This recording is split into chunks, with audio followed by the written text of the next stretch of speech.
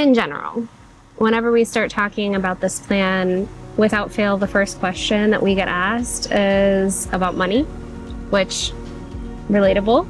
I wanted to kind of get into this a little bit and talk about the money piece of that puzzle.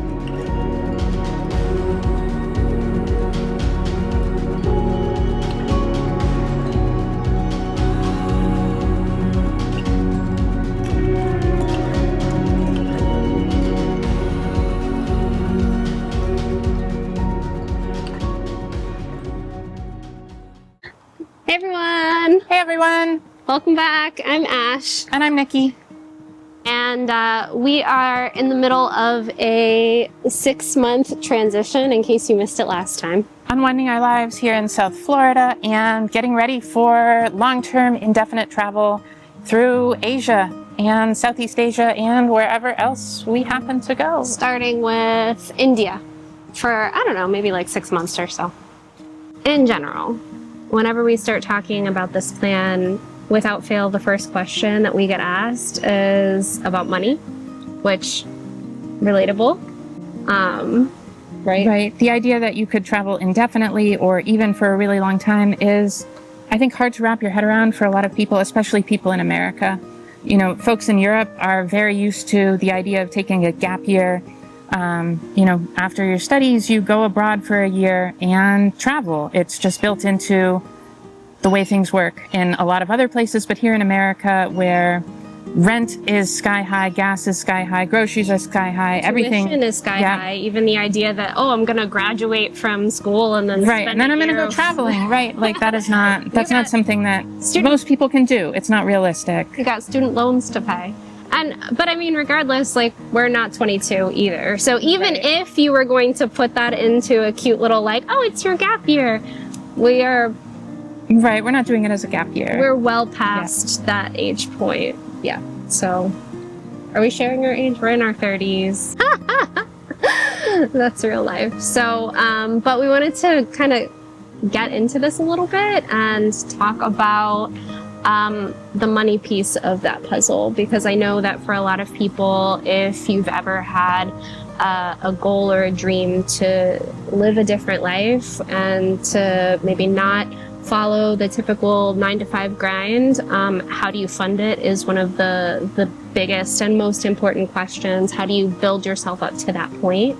Right. In our channel intro, we kind of talked about our why we want to go back overseas and travel. And this video really is all about the how. Yeah. How we are going to make that happen, how we did it before. Yes. And also the ways that this trip is going to be a little bit different. You know, a lot of years have passed since we did it before and things are more expensive. So today's video is not going to be a super deep dive into finances. We're kind of going to scratch the surface and talk a little bit about it. But Nikki, if you're looking more for spreadsheets and stuff, you know, just drop it in the comments. And I think Ash would be more than happy to do that deep dive with spreadsheets and a total budget breakdown. You know, when it comes to that in-depth planning, that is Ash's comfort zone. That is Ash's forte. I did fight for the spreadsheets today, to be fair. And so it's important that we're announcing that there will be no spreadsheets in the intro, because now I have to stick to that. I may still try to sneak in some details. We'll see what makes the final cut of the video. But no, we're not going to be doing that today. I've been told so. But what today really is more about is a more informal look at finances and the philosophy of how we travel, which, you know, to be clear, is not the only way to travel. There are so many ways to travel. Yeah. And so many different budgets that you can travel on. Whatever your budget is, there is a travel style for you. Yeah. So this is what works for us and what might work for you as well, but it might not, and that's okay. Yeah. If you remember from our first video, we mentioned that we traveled on a budget of $10 a day. Per person. Per person, $10 per person per day. And that included everything. I think that when people hear $10 a day, their automatic assumption is that there was a lot of sacrifice, that you're, barely scraping by, that you're missing out on a lot, right? And I would say that, at least for us, it didn't feel that way at all. We ate really well. We saw all of the things that you would want to see, like going to different locations. And I mean, some of the choices that we made were definitely based in economics. Like, right. we were budget both factored into the decisions we made, right. but we weren't suffering. Yeah, I mean, like, we were not working, right? So the budget was a really important factor. We had saved up for, a long time. Right, and Ash had saved up a lot more money than I had, so yeah, my budget was tiny. Yeah, it was super tiny. For sure. Do you want to tell them how much you spent? I think over the entire trip, I spent under $6,000 for about 13 plus months of travel. And that includes flights, that includes visas, and all of the other stuff that we mentioned, accommodation, transportation. Yeah. And when we say sites, we don't just mean, we walked around outside the hostel and saw what was out on the street. We went to all the places that you have to go. Yeah. You went to a waterfall. If there are temples, we went to the temples. We went to Angkor Wat in Cambodia, and some of these attractions may have cost, $30 or $40 plus per person for entry, and that all factors into our budget. Yeah, for sure. Yes. The budget and the economics of it were definitely part of the decision. What we were really wanting to do was to not have packaged, curated experiences. We wanted to really connect with the culture. We wanted to meet people, not just other travelers, but, locals who lived in the town or city that we were...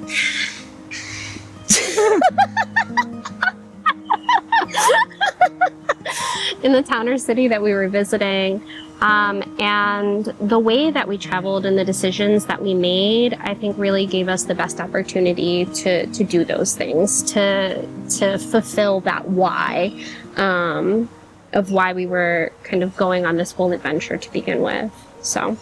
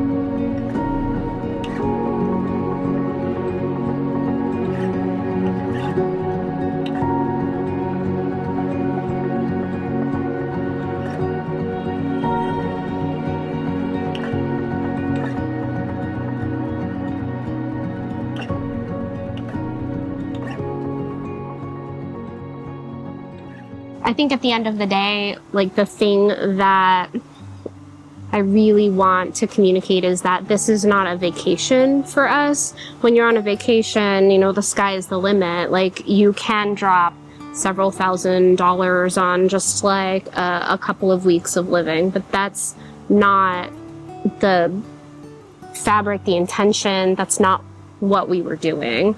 It's really more of a lifestyle, and that is what makes it sustainable. Right. And, for a lot of folks, this sort of travel may not be a realistic possibility, but I think a lot of times what separates people from thinking something can be a possibility is perception. Yeah.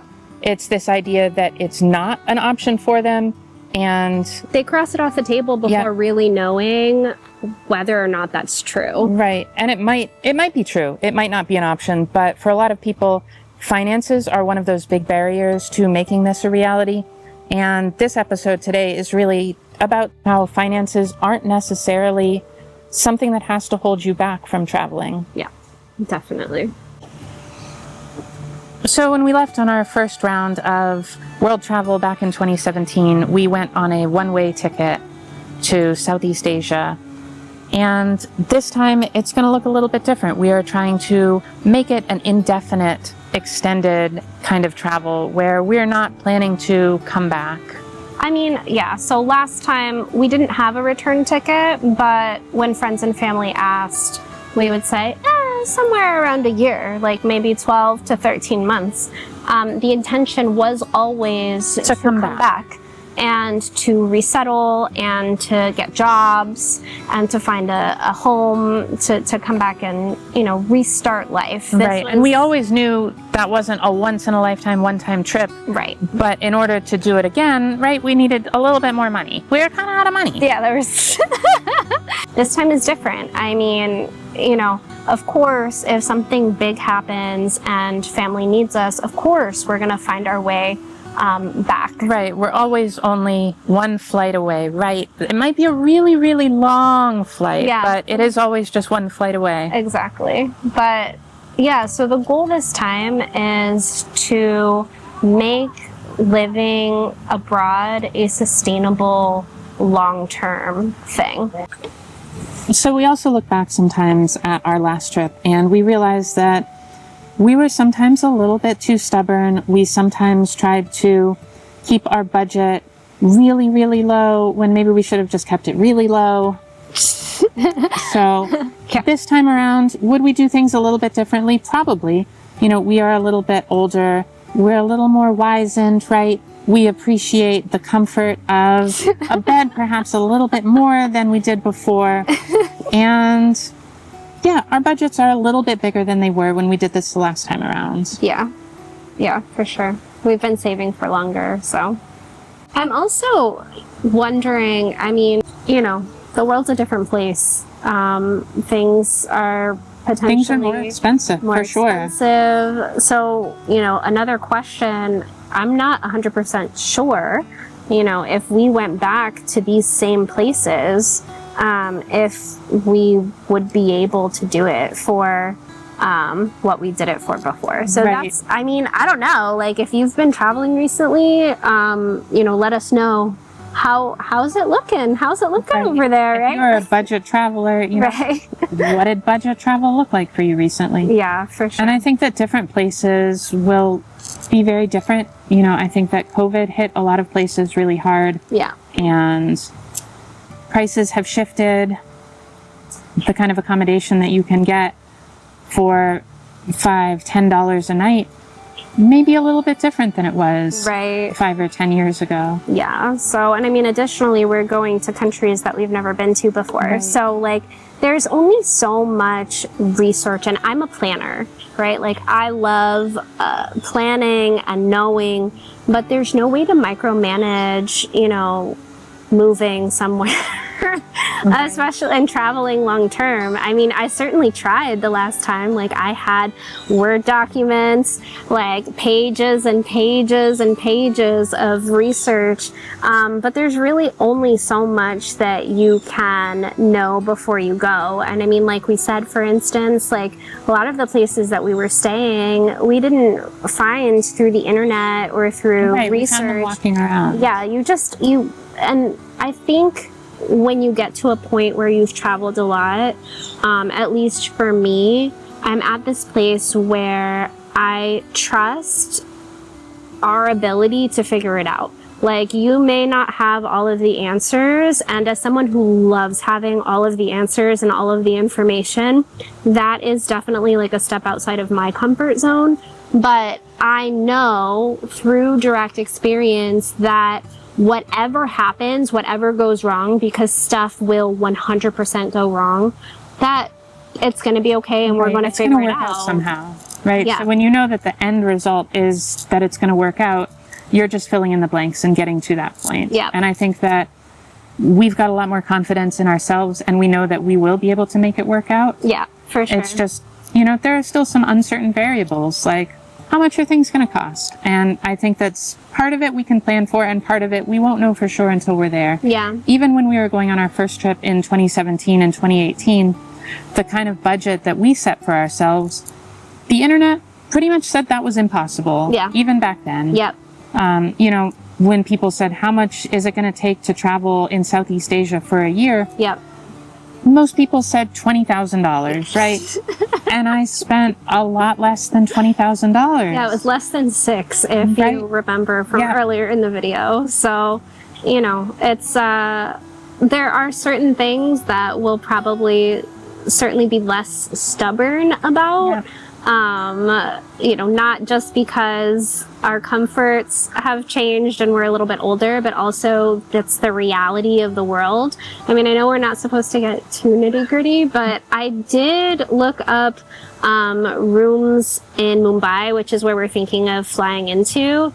And, you know, the cheapest options on Booking right now, basic dorms, are like, you know, $3-4 a person. I can't speak to the ratings. I haven't done any true like research, but it's just to say like there are budget accommodations. Right, affordability still exists. Yes, 100%. So, you know, there's a lot more to come with that, and part of it is going to be you right along with us, like discovering, you know, what that actually means and what that looks like when you're there. So, but I don't know, maybe like $15 a day might be like a I think it's good to shoot for a number that's lower, and then if you go over it, it's totally fine. Right. But having that, you know, baseline, this is what we would like to try to spend, can be helpful. Yeah, maybe like 15 upwards 15 of per 20. person. I think 15 to 20-ish. I think it depends. Like, you know, big cities